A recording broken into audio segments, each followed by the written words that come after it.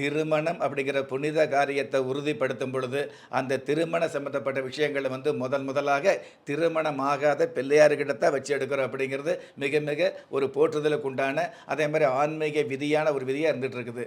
அந்த வகையில திருமணம் ஆகல அப்படிங்கிற ஒரே காரணத்துக்காக, அதாவது பிள்ளையாருக்கு திருமணம் ஆகல அப்படிங்கிற ஒரே காரணத்துக்காக, உங்களுடைய திருமணம் பாதிக்கும் அப்படின்னு நினைக்க வேண்டாம். சாதாரணமா காதல் சம்மந்தப்பட்ட விஷயங்களுக்கு கூட நீங்கள் கண்டிப்பாக இந்த பிள்ளையார் சம்மந்தப்பட்ட விஷயங்கள எடுத்துக்கலாம். எந்த ஒரு விஷயமாக இருந்தாலும், ஒரு கடிதாசி எழுதினாலும் சரி, அல்லது காதல் கடிதாசி எழுதினாலும் சரி, முதல்ல ஒரு பிள்ளையார் சொல்லி போடக்கூடிய வழக்கம் நம்மளுடைய பண்பாட்டில் இருந்துட்டு இருக்குது அப்படிங்கிறத மறக்க முடியாத உண்மையா இருந்துட்டு இருக்குது. அந்த வகையில தாராளமாக கல்யாணம் ஆகாத சுவாமியாக இருந்தால் கூட, உங்களுடைய கல்யாணத்துக்கு பிள்ளையாருடைய ஒப்புதலோ, பிள்ளையாருடைய வேண்டுதலோ, அல்லது பிள்ளையாருடைய கோயில்ல கல்யாணம் பண்ணக்கூடிய அமைப்போ, அது மிகப்பெரிய சிறப்பாகத்தான் இருக்கும் அப்படிங்கிறது ஆன்மீக விதி.